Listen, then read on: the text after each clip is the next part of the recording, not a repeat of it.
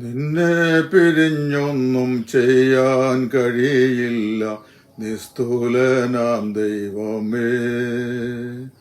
നിന്നെ മറന്നൊന്നും ചെയ്യാൻ കഴിയില്ല നിർമ്മലനാം ദൈവമേ.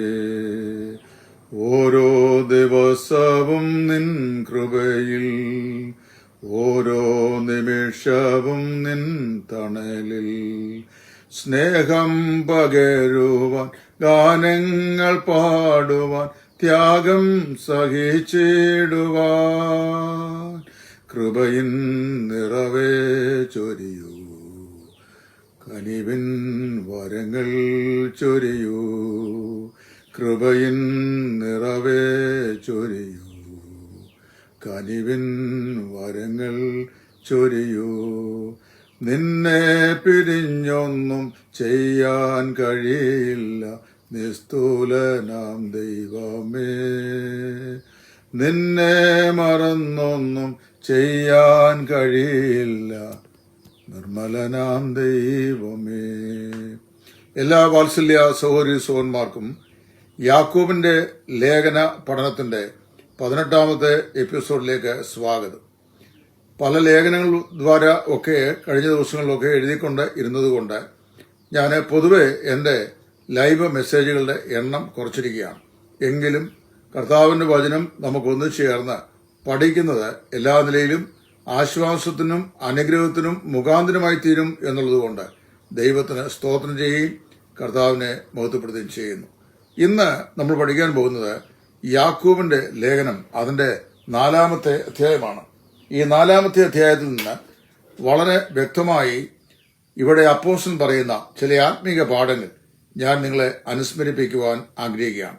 4ാം അധ്യായത്തെ നമ്മൾ വ്യക്തമായി പഠിക്കുമ്പോൾ 2 കാര്യങ്ങൾ നമുക്ക് വസ്തുനിഷ്ഠമായി അവിടെ മനസ്സിലാക്കുവാനായിട്ട് സാധിക്കുന്നുണ്ട്.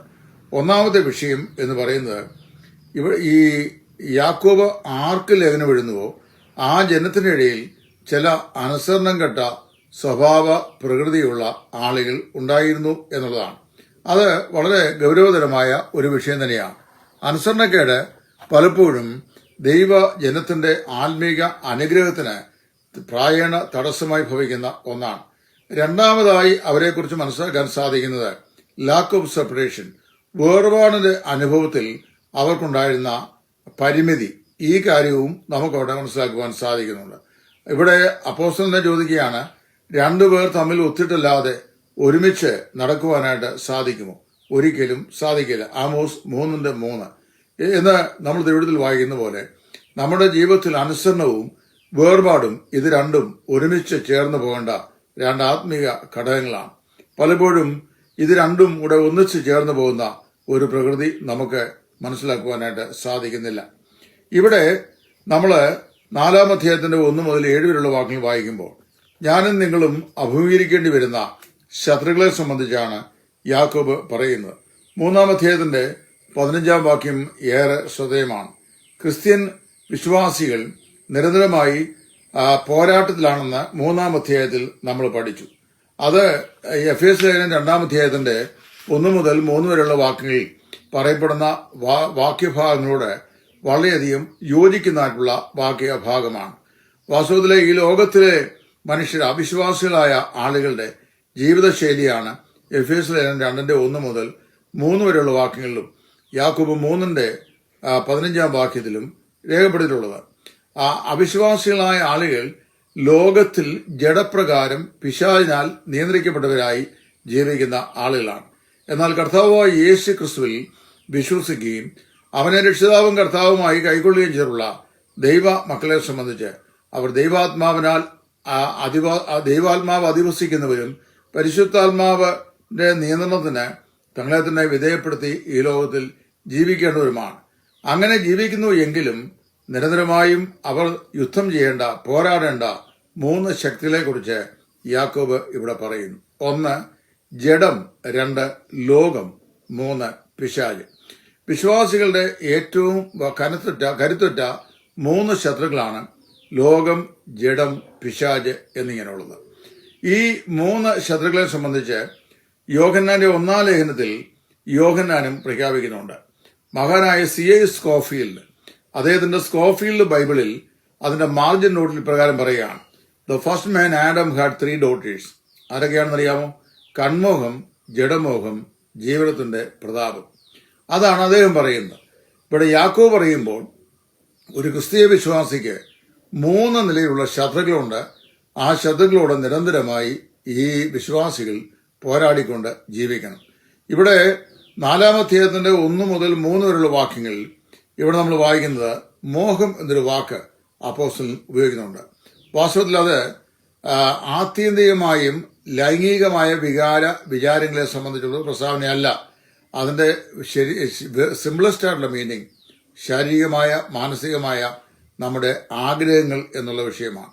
വാസ്തവത്തില് ഈ ആഗ്രഹങ്ങൾ നമ്മുടെ ശരീരത്തിന്റെ അവയവങ്ങൾ കൂടി വ്യാപരിക്കുകയും അത് പാപമായി പ്രവർത്തിക്കുകയും ചെയ്യുന്നു. ശരീരം അതിൽ തന്നെ പാപമല്ല, എന്നാൽ വീഴ്ച വഹിച്ച മനുഷ്യന്റെ പാപ സ്വഭാവമാണ് ഈ ജഡത്തിലൂടെ മനുഷ്യനെ പാപപ്രവൃത്തികൾക്കായി പ്രേരിപ്പിച്ചുകൊണ്ട് ഇരിക്കുന്നത്. അത് ആദാമ്യ വീഴ്ചയാൽ നമ്മിലേക്ക് കുടികൊള്ളപ്പെട്ട അല്ലെങ്കിൽ നമ്മളിലേക്ക് രംഗപ്രവേശം ചെയ്യപ്പെട്ടുള്ള പാപ പ്രകൃതിയാണ്.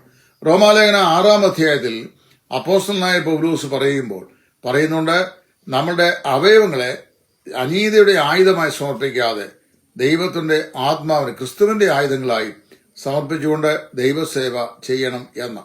അത് റോമാലേഖന 8-ാം അധ്യായത്തിൽ അപ്പോസ്തലൻ ആ കാര്യം വളരെ വ്യക്തമായി വിവരിച്ചുകൊണ്ട് ജഡീക ഉല്ലാസങ്ങളിൽ നിന്നും താല്പര്യങ്ങളിൽ നിന്നും അല്ലെങ്കിൽ ജഡത്തിൻ്റെതായിട്ടുള്ള സകലവിധമായ സ്വാധീനതയിൽ നിന്നും ജയാളിയായി ജീവിക്കുന്ന ഒരു ദൈവബദലിന്റെ മനോഹരമായ ചിത്രവും അവിടെ വരച്ച് കാണിക്കുന്നുണ്ട്.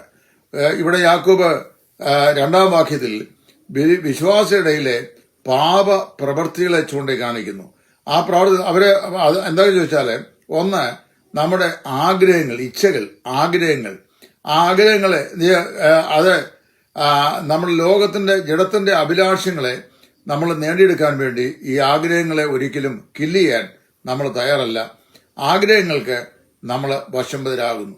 എന്നാൽ വാസ്തവത്തില് ജഡത്തിന്റെ ഉല്ലാസ താല്പര്യങ്ങളെ നമ്മിൽ നിന്ന് നീക്കിക്കളയേണ്ടതിന് നമ്മുടെ ശരീരത്തിന്റെ അവയവങ്ങളെ ദിനംതോറും മരിപ്പിക്കുവാൻ കഴിയുന്ന ഒരു സ്വഭാവവും പ്രകൃതിയും ഓരോ വിശ്വാസികളുടെയും ജീവിതത്തിൽ അനിവാര്യമാണ്.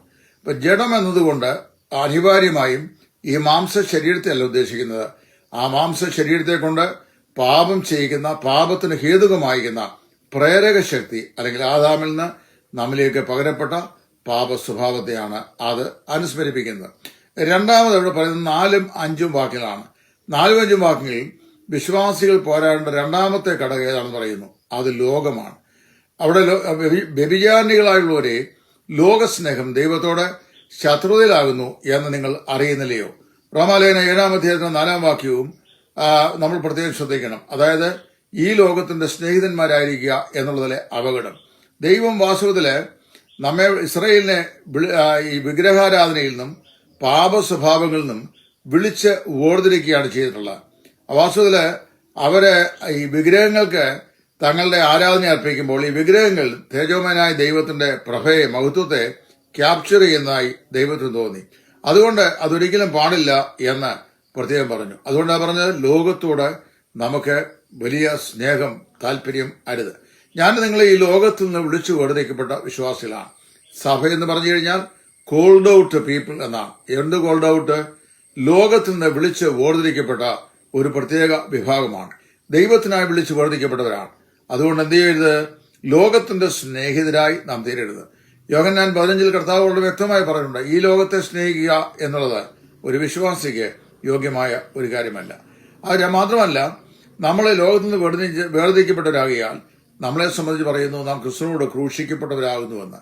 ലോകത്തിൽ നിന്ന് വിളിച്ചു വേർതിരിക്കപ്പെട്ട ദൈവത്തിന്റെ ജനം കർത്താവിന് വേണ്ടി ക്രിസ്തുവോടുകൂടെ ക്രൂശിക്കപ്പെട്ടവരാകിയാൽ നമ്മുടെ മെമ്പേഴ്സ് ഓഫ് ദ ബോഡി, ശരീരത്തിന്റെ അവയവങ്ങളെ കൊണ്ട് ദൈവസേവ ചെയ്യേണ്ടവരായി നാം ഇരിക്കുന്നു. എന്ന് മാത്രമല്ല, ഇവിടെ 4 കാര്യങ്ങൾ വളരെ അപകടകരമായ സ്റ്റെപ്സ്, ചവിട്ടുപടികൾ ഒരു വിശ്വാസിയെ തെറ്റായ ബന്ധങ്ങളിലേക്ക് ആനയിക്കാൻ പര്യാപ്തമായതായി യാക്കോബ് ചൂണ്ടിക്കാണിക്കുന്നുണ്ട്. Number 1, friendship with the world. Yakob 4:4. വ്യഭിചാരിണികളായ ഉള്ളൊരു ലോകസ്നേഹം ദൈവത്തോട് ശത്രുതയിലാകുന്നു. ലോകവും അതിന്റെ മോഹവും ഒഴിഞ്ഞു പോകുവാനുള്ളതാണ്, ഇത് അഴിഞ്ഞു പോകുവാനുള്ളതും ആകുന്നു. ഒഴിഞ്ഞു പോകുന്നതും അഴിഞ്ഞു പോകുന്നതുമായ ഈ ലോകത്തിന്റെ സ്നേഹിതന്മാരായി നാം ആയിരിക്കരുത് എന്നുള്ളതാണ് ദൈവം പറയുന്നത്. അപ്പോൾ ലോകത്തോട് നമ്മുടെ സഹിത്വം, അമിതമായ സഹിത്വം വാസ്തവത്തിൽ ശരിയായ ബന്ധത്തിൽ നമ്മെ എതിർദിശയിലേക്ക് അനയിക്കുന്ന ഒന്നാണ്. രണ്ടാമത് പറയുന്നത് being soiled by the world, ലോകത്തുള്ള കളങ്കം പിടിച്ചവരായി തീരുക, കളങ്കം പറ്റിയവരായി തീരുക.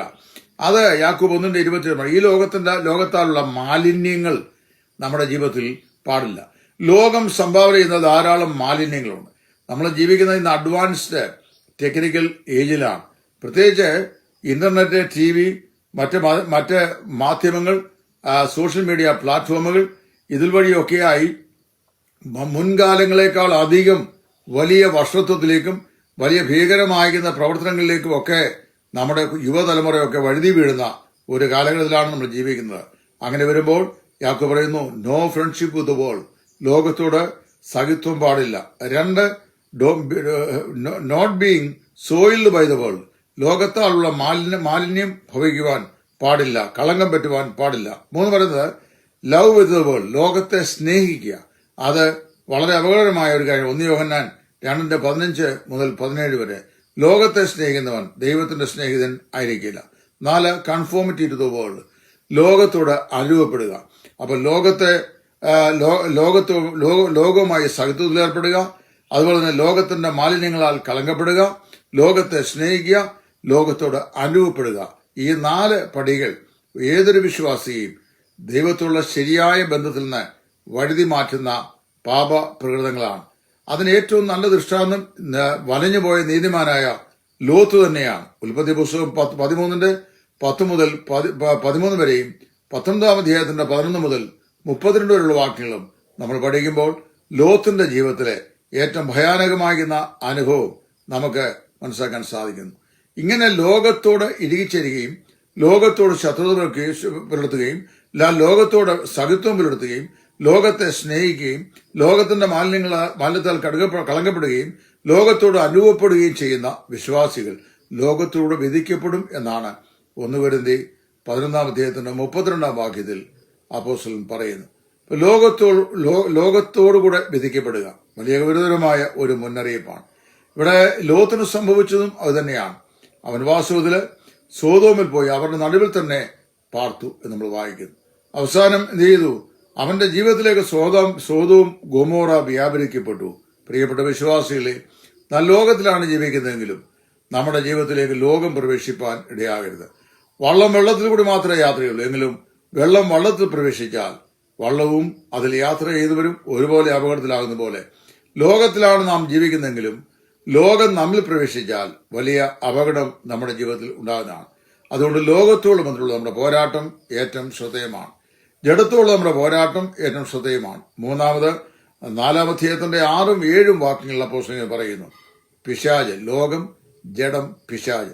3ാമത് നമുക്ക് പോരാട്ടമുള്ള ആളാണ് പിശാച്. ക്രിസ്തീയ വിശ്വാസികൾ ഈ ലോകത്തിനു വേണ്ടിയല്ല ജീവിക്കുന്നത്, അതുപോലെ തന്നെ ജഡത്തിനു വേണ്ടിയും അല്ല ജീവിക്കുന്നത്. ജഡത്തിൽ വസിച്ചുകൊണ്ട് ലോകത്തിൽ ജീവിക്കുമ്പോൾ വാസ്തവത്തില് നമ്മുടെ ജീവിതത്തിൽ ഏറ്റവും നമ്മെ അപകടത്തിലാക്കുന്ന ഒന്നാണ് നമ്മൾ ഉണ്ടാകുന്ന അഹന്ത അല്ലെങ്കിൽ അഹങ്കാരം. ദൈവത്തിന്റെ തേജസ്സിനെ കാത്തു സൂക്ഷിച്ചിരുന്ന കെരൂബുകളിൽ ഒരാളായിരുന്ന ലൂസിഫറിന് വലിയ അപകടം പറ്റിയത് അവന്റെ ഹൃദയത്തിലെ അഹന്തയായിരുന്നു. വളരെ വ്യക്തമായി നമ്മൾ ചിന്തിക്കുക, ദൈവം വെറുക്കുന്ന ഒരു ഭാവമാണ് അഹന്ത. ദൈവം നിഗളികളോട് എതിർത്ത് നിൽക്കുന്നു എന്നും താഴ്മയുള്ളവർക്ക് അവൻ കൃപ നൽകുന്നു എന്നും നമ്മൾ വായിക്കുന്നു. ദൈവത്തിന് ഇഷ്ടമില്ലാത്ത പാപ പ്രവൃത്തിയാണ് നിഗളം. അറിവിനെക്കുറിച്ചുള്ള നിഗളം, സമ്പത്തിനെക്കുറിച്ചുള്ള നിഗളം, കുടുംബ പശ്ചാത്തലത്തെക്കുറിച്ചുള്ള നിഗളം, സൗന്ദര്യത്തെക്കുറിച്ചും ആരോഗ്യത്തെക്കുറിച്ചുള്ള നിഗളം. ഇതൊന്നും ഒരു വിശ്വാസിയുടെ ജീവിതത്തിൽ പാടില്ല, ഉണ്ടാകുവാൻ പാടുള്ളതല്ല എന്ന് ദൈവനും പറയുന്നു. വാസ്തവത്തില് ഈ നിഗളമുണ്ടാകുന്ന അവസ്ഥയിൽ പല ആളുകൾക്കും മാനസാന്തരപ്പെട്ട് തങ്ങളുടെ ദൈവത്തോടും ദൈവത്തോടും നിരപ്രാപിക്കുവാൻ കഴിയാതെ പോകുന്നു എന്നുള്ളത് വളരെ ഗൗരവതരമായ ഒരു വിഷയം തന്നെയാണ്. അപ്പൊ ഇവിടെ ഈ 4-ാം അധ്യായത്തിന്റെ 1 മുതൽ 7 വരെയുള്ള വാക്യങ്ങളിൽ അപ്പോസ്തലൻ നമ്മെ പഠിപ്പിക്കുന്നത് അതിപ്രധാനമായ 3 കാര്യങ്ങളാണ്. ഒരു ക്രിസ്തീയ വിശ്വാസിക്കുള്ള പോരാട്ടത്തിന്റെ 3 മണ്ഡലങ്ങൾ. 1 ജഡം, 2 ലോകം, 3 പിശാച്. നമ്മുടെ മരണം വരെയോ കർത്താവിന്റെ വരവ് വരെയോ നാം ഈ ഭൂമിയിലായിരിക്കുമ്പോൾ നിരന്തരമായി നമുക്കുണ്ടാകുന്ന അനുഭവമാണ് ഈ 3 പോരാട്ടങ്ങളും. ഏതൊരു യഥാർത്ഥ ക്രിസ്തീയ വിശ്വാസിക്കും ഈ ത്രിവിധ മണ്ഡലങ്ങളോട് അതിശക്തമായ പോരാട്ടമുണ്ട്. ആവറേജ് ക്രിസ്ത്യന്റെ കാര്യമല്ല, ശരിയായ ക്രിസ്ത്യ ജീവിതം നയിക്കുന്ന ആളുകളുടെ വിഷയം.